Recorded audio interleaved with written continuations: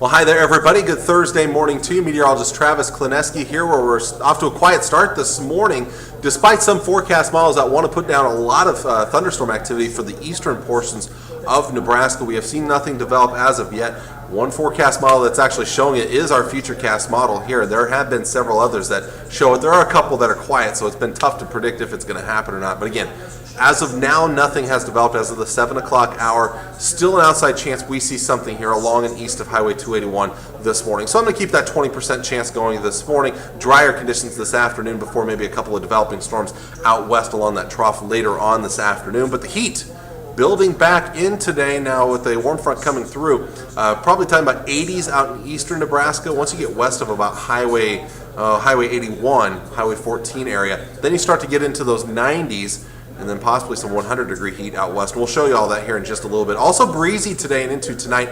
And I'm going to keep a chance of storms going for the evening hours. I think after midnight, though, should be a drier time period there. But again, still breezy tonight. Those winds today out of the south and southeast at 15, 25, possibly as high as 30 miles per hour, pumping that heat, that humidity in. Now tomorrow, notice, cold front sagging southward into the area. Not going to make much of a difference tomorrow. In fact, I think for most of us, much more uncomfortable, more humidity out there tomorrow. Plenty hot. 90s across most of Nebraska here, even behind that front and out ahead of it for most of the day tomorrow. 100-degree temperatures across the northern portions of Kansas. So very uncomfortable day ahead of us. But we'll start the cooling process heading through the weekend and especially by next week, and we'll show you that here in just a bit as well. But let's get to the forecast for today's zone forecast. Temperatures mostly low to mid-90s up north, possibly upper 80s there in Central City and Albion. Again, couple of thunderstorms not out of the question, especially once you get east to the eastern parts of those areas.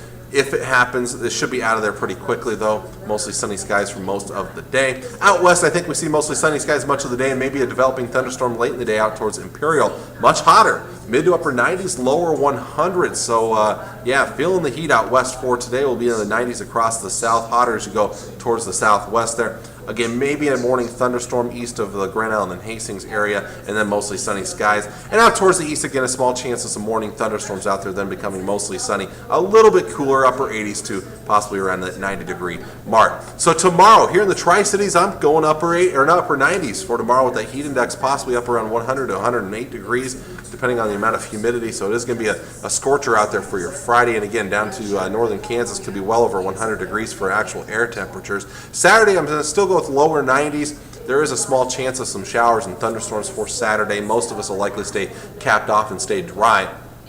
The Storm Prediction Center does actually have areas east and southeast of the Tri-Cities under a slight risk of severe weather for Saturday. Again, it's a small chance, though, that we'll see something develop. And then we start to cool down. Sunday, breezy, a little bit cooler, mid to upper 80s, lower 80s. Monday, Tuesday, Wednesday, I threw in a couple of small chances Tuesday into Wednesday night there. Again, could see some decent rains in a couple of locations, but that's still a long ways away, and yet we still have some time to figure out what's exactly going to happen with that. But the trend will be for, again, a cooler end to July here with lower 80s, and possibly that first week of August, keeping those temperatures a little bit more comfortable, mostly in the 80s, maybe even a couple of places in the 70s where you get the thicker clouds or maybe a shower or storm developing. So again, some nicer weather will be on the way, but for at least the next 3 days, we've got that heat and some of that humidity returning to much of the area. So there's your forecast for today. Until next time, I'm meteorologist Travis Klineski, and I hope you have a great Thursday.